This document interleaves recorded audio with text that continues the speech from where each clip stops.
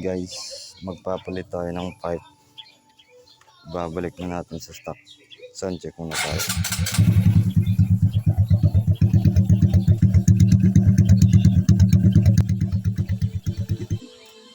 Well,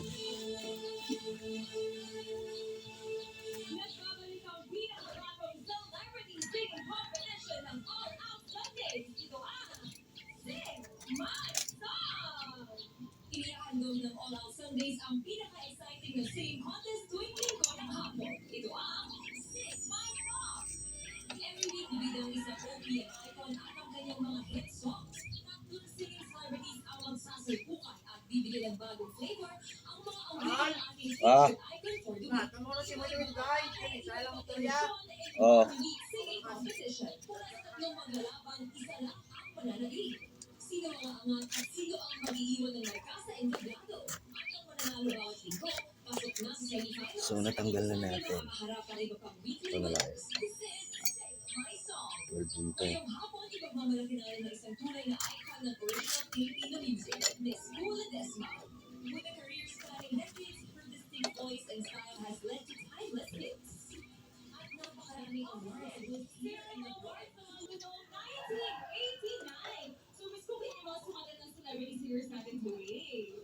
Galing. Yes, kailangan leveling. And of course, Miss Kula, tatantat pa rin yung mga kanta mo sa mga Pilipino of all ages, ha? Talaga narinig ko rin sa karaoke. How do you feel about that? Oh, I'm very grateful. Actually, kasi hindi ako tumitigil umawit. Dahil alam nyo, ano ko, regalo ng Diyos ito. This is a gift given by God na dapat hindi natin pinapabayaan. Hanggat kaya natin, gamitin natin. Because whatever we get from it, no? Sinishare natin yun. That's so beautiful. Tanggal na natin. Lalagay na natin yung stock. So guys, ito na yung stock natin. Stock ng XRM. Kakabit na natin.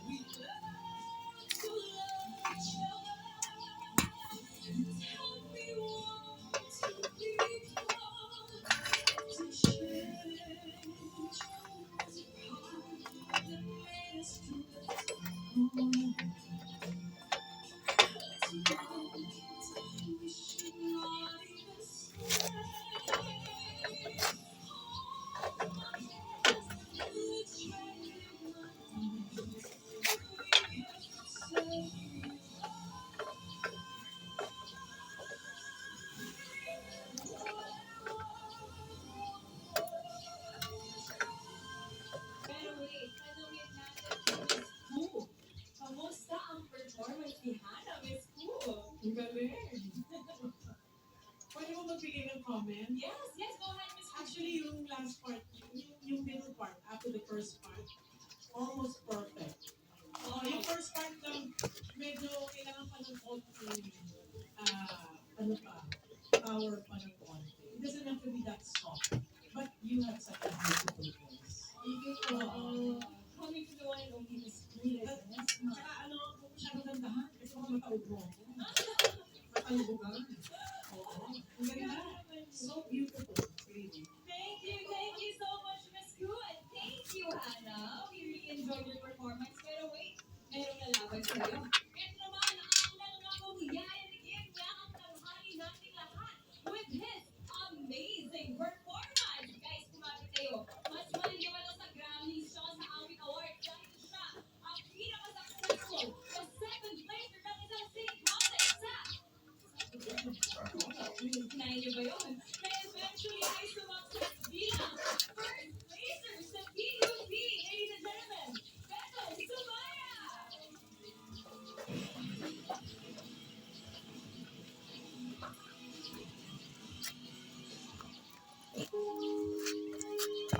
Mali pala yung nakabit natin guys. Ito dapat yun.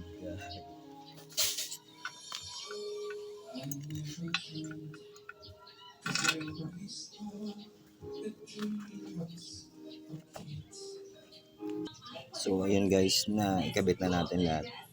Testingin na lang natin.